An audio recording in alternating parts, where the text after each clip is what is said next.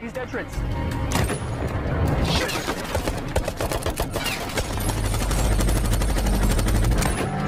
Keep your eyes on the road! Please, target!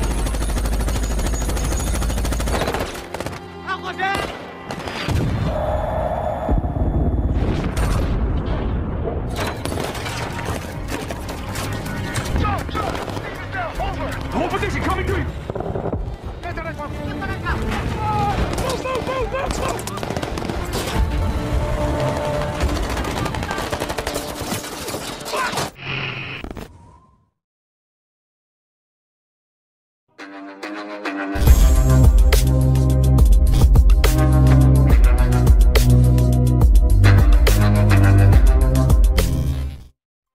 Oktober 2001, pemerintah Amerika mengerahkan 1.300 tentara ke Afghanistan sebagai serangan balasan atas tragedi 11 September.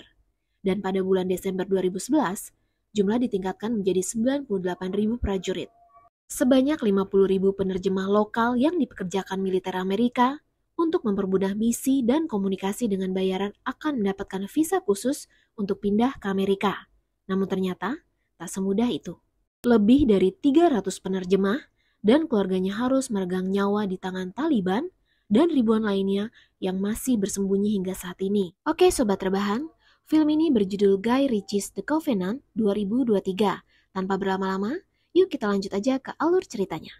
Di awal film diperlihatkan pasukan Amerika yang dipimpin oleh Sersan Mayor John Kinley sedang melakukan pemeriksaan di wilayah Laskar pada setiap kendaraan penduduk lokal yang melintas. Namun sebelum lanjut, kita akan berkenalan terlebih dahulu dengan para prajurit yang menggunakan nama samaran kecuali komandannya.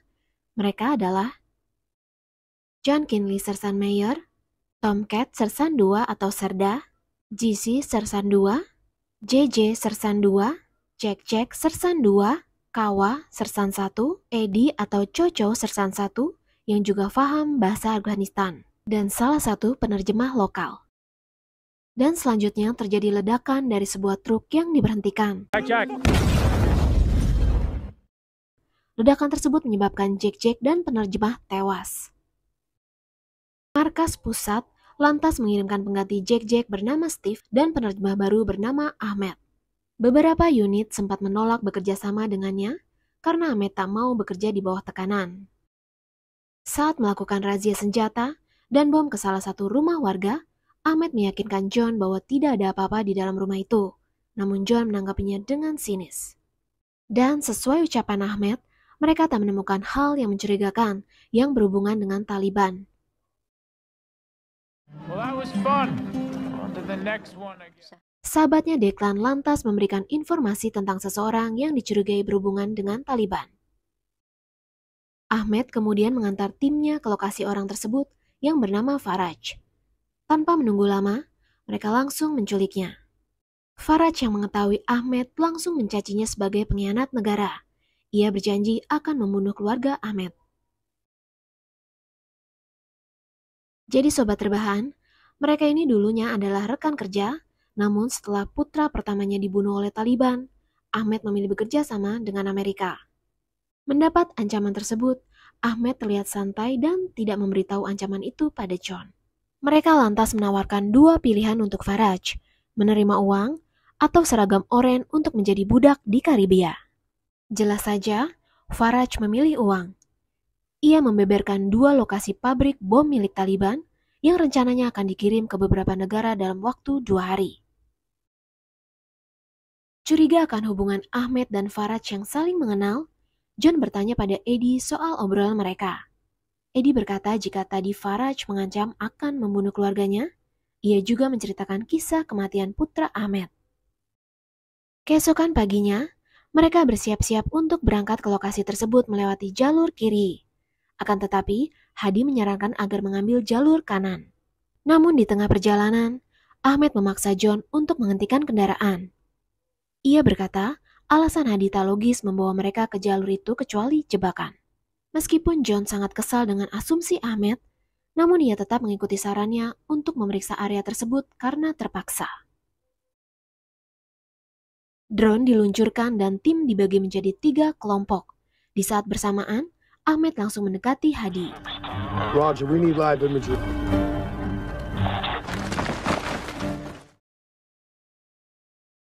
Beberapa menit kemudian, tim melaporkan bahwa situasi aman dan tak ada tanda-tanda yang mencurigakan. Di belakang, Ahmed menghajar Hadi hingga babak belur karena telah mengkhianati mereka. Alasannya karena keluarganya sedang ditawan oleh Taliban. John yang pada dasarnya tak suka pada Ahmed jelas tak percaya dan meminta Ahmed melepaskan todongannya pada Hadi. Namun, persepsinya seketika berubah ketika anggotanya melaporkan adanya pergerakan sekitar 8 km dari lokasi mereka berada. Ia pun menyadari kesalahannya yang terlalu curiga pada Ahmed dan memutuskan kembali ke markas. Keesokan paginya, mereka kembali melanjutkan pemeriksaan di lokasi kedua sejauh 120 km dengan jarak tempuh kurang lebih 3 jam dari markas. Singkat cerita, tibalah mereka di sebuah tambang terbengkalai. Saat Ahmed sedang bernegosiasi dengan pemilik tambang, salah satu anggota Taliban menelpon pimpinannya. Beruntung, mereka berhasil menciduk orang tersebut.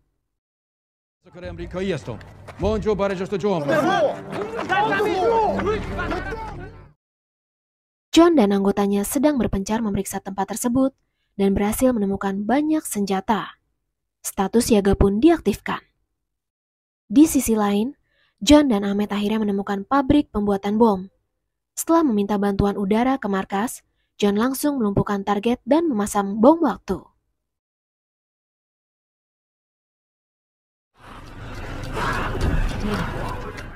Sementara itu di markas Taliban, sang pemimpin memerintahkan untuk segera mengirimkan bala bantuan ke tambang. Belum sempat John dan timnya meninggalkan lokasi, dari kejauhan pasukan Taliban sedang menuju TKP. Sedangkan bantuan udara Amerika harus menunggu 15 menit untuk sampai di lokasi. Aksi baku tembak tak terelakkan lagi, dan Eddie menjadi korban pertama. Kini posisi mereka telah terkepung oleh pasukan Taliban dengan jumlah yang tak seimbang, hingga menewaskan beberapa prajurit.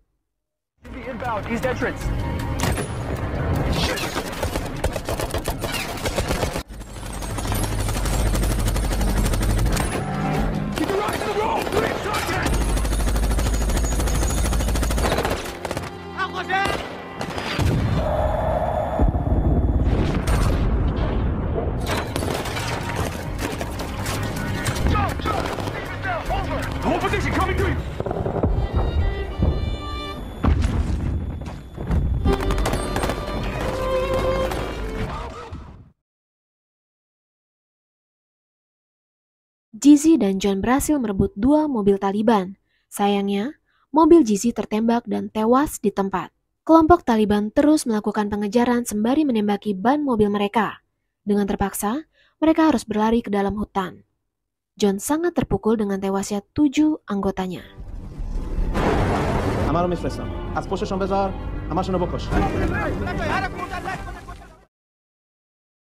Pimpinan Taliban memerintahkan anggotanya untuk membawa mereka dalam keadaan hidup.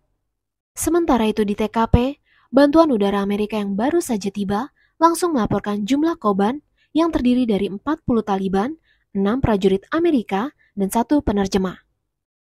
Singkat cerita, keesokan paginya John dan Ahmed kembali melanjutkan pelarian. Mereka sampai nekat menuruni bukit terjal yang menyebabkan Ahmed kehilangan senjatanya.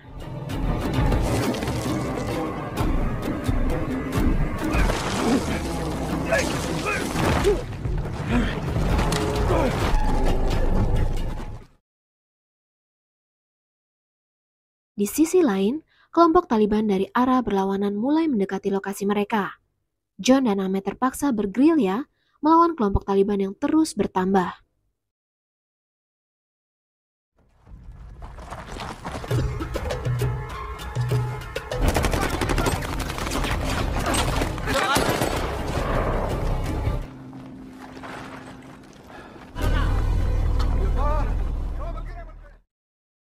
Mereka berhasil mendapatkan 1 alat komunikasi, senjata untuk Ahmed, dan tempat bermalam di sebuah gubuk tua. Sedangkan kelompok Taliban terus mencari mereka siang dan malam.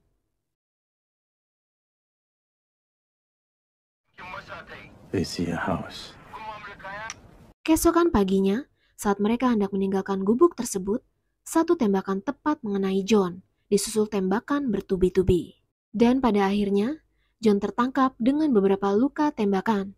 Anehnya Ahmed sudah menghilang dari TKP. Ketika John akan dibawa pergi, Ahmed tiba-tiba muncul dan menghabisi mereka semua.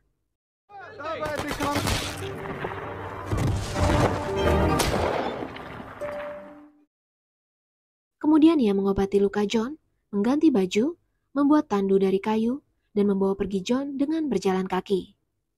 Alasan ia tak menggunakan mobil karena kemungkinan besar anggota Taliban akan menemukannya.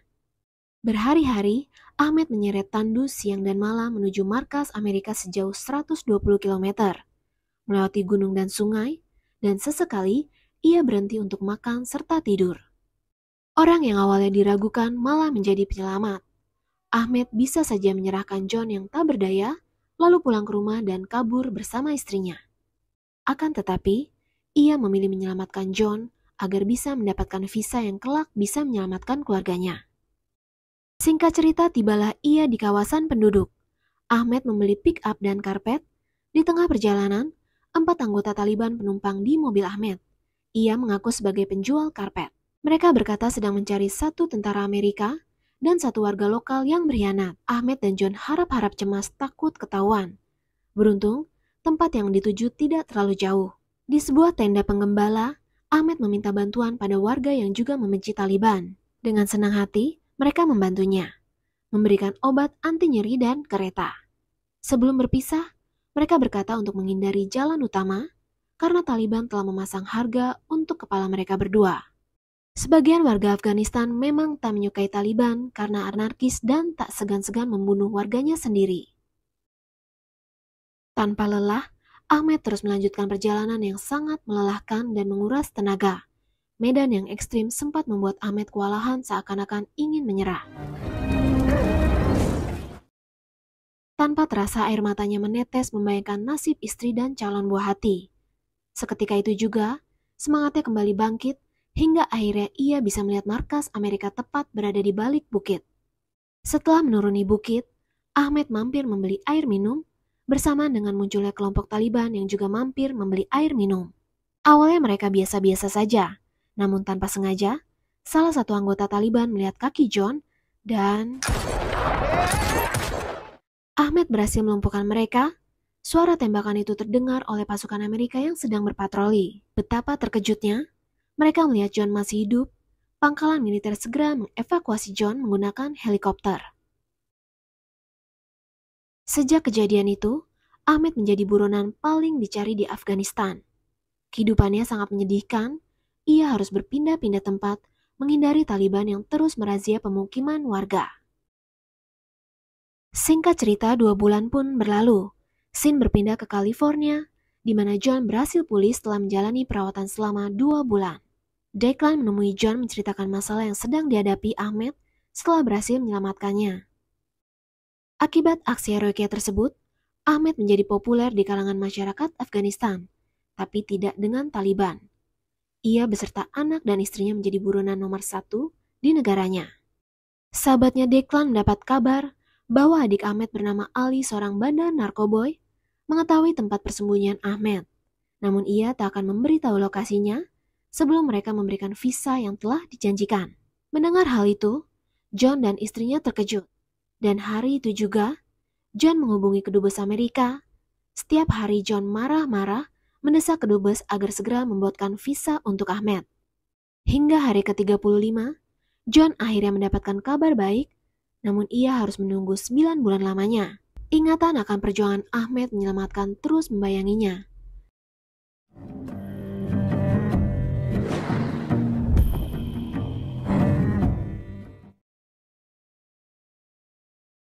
Setiap malam John tak bisa tidur, membayangkan nasib Ahmed dan keluarganya sebagai buronan. Ia benar-benar merasa bersalah. Tak tega melihat kondisi suaminya, sang istri memberi saran pada John agar menjemput keluarga Ahmed di Afghanistan. Keesokan harinya, Declan mendatangi John. Ia mendukung keputusan John dan memperkenalkannya pada Parker, kontraktor militer swasta atau PMC yang memiliki pangkalan udara di Afghanistan. Meskipun biayanya sangat mahal, John menyetujuinya. Sang istri bahkan menggadaikan rumah mereka demi untuk membayar hutang nyawa John pada Ahmed. Declan menyarankan John menggunakan nama palsu agar pihak Taliban tidak mengetahuinya. Jika sampai ketahuan, mereka akan melakukan apa saja untuk bisa menangkap John.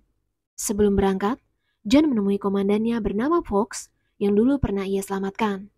Mereka mendapatkan laporan saat John mengancam pihak kedubes. Namun John mengabaikannya.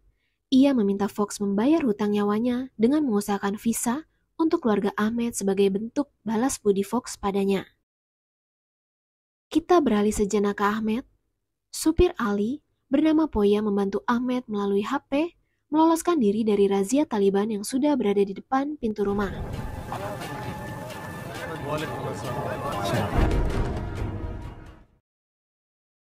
Singkat cerita, John akhirnya kembali ke Afghanistan dengan nama Ron Kai. Ia disambut langsung oleh Parker di pangkalan udara Kunduz, Afghanistan. Sayangnya, jadwal John harus diundur 3 hari lagi dikarenakan Parker mendapat perintah menyelamatkan tim duta PBB yang sedang dalam bahaya. Tak ingin menunda waktu lagi, John terpaksa on the way seorang diri menemui adik Ahmed bernama Ali menggunakan mobil dengan fasilitas lengkap seperti senjata, amunisi, telepon satelit, uang, GPS lokasi, dan kebutuhan lainnya. John harus segera mengabari Parker saat menemukan Ahmed, agar mereka bisa langsung menjemputnya menggunakan helikopter sesuai titik koordinat yang ditentukan. Di California, Kolonel Fox berhasil mendapatkan visa untuk Ahmed, istri dan anaknya. Visa tersebut akan dikirim langsung ke Parker. Setelah menempuh perjalanan sejauh 72 km, John menemui Ali yang sedari tadi menunggunya. Alasan Taliban tidak menangkapnya, meskipun tahu Ahmed adalah kakak kandung Ali, karena hubungan bisnis ilegal.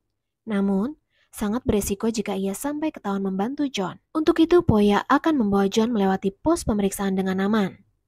Sesampainya di pos pertama, semua berjalan aman. Namun pos kedua, Pak supir mulai panik ketika Taliban tak menerima sogokan. Dengan terpaksa, John membunuh mereka lalu membuang mayatnya ke sungai, yang tanpa mereka sadari, mata-mata Taliban sudah mengikuti mereka sejak tadi. Tak lama kemudian, sampailah mereka di tempat persembunyian Ahmed. John langsung menghubungi Parker. Setelah melacak posisi John, Parker memintanya menunggu jemputan di bendungan yang berjarak 2 km. John berharap Parker tiba secepat mungkin karena ia telah membunuh 2 anggota Taliban. Parker akan memberinya waktu 2 jam untuk sampai ke bendungan jika ada masalah dalam perjalanan. Ahmed tak percaya kini John berada di hadapannya. Setelah memberitahu kabar gembira tersebut, mereka bergegas on the way ke bendungan.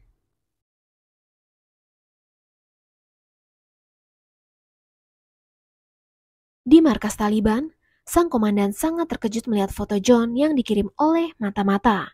Saat itu juga, ia menggerakkan seluruh pasukan memburu kepala John dan Ahmed. Di saat bersamaan, anak buah Parker berhasil menemukan identitas asli Sersan Mayor John Kinley. Parker kaget, ia tak menyangka dirinya terlibat dengan buronan nomor 1 di Taliban. Saat akan berangkat, John tak bisa menghubungi Parker. Sementara pasukan Taliban sedang on the way menuju rumah Ahmed. Demi keamanan, Poya mengambil jalur belakang. Sayangnya, lokasi penjemputan mereka di bendungan telah diketahui oleh pihak Taliban, dan aksi baku tembak tak terhindarkan lagi.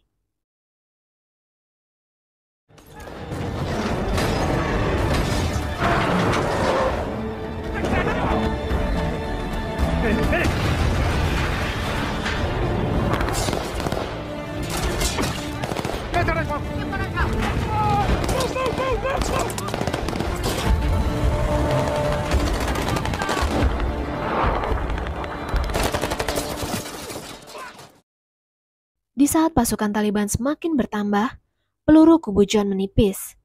Ia mencoba menghubungi Parker namun tetap saja tak bisa terhubung. Pada akhirnya mereka pun terpojok. Poya tertembak dan peluru habis. Mereka hanya bisa pasrah menanti kematian yang berada di depan mata. Ketika harapan mereka telah sirna, di saat itulah bala bantuan di bawah pimpinan Parker datang menggunakan pesawat Hercules, membantai seluruh pasukan Taliban tanpa tersisa.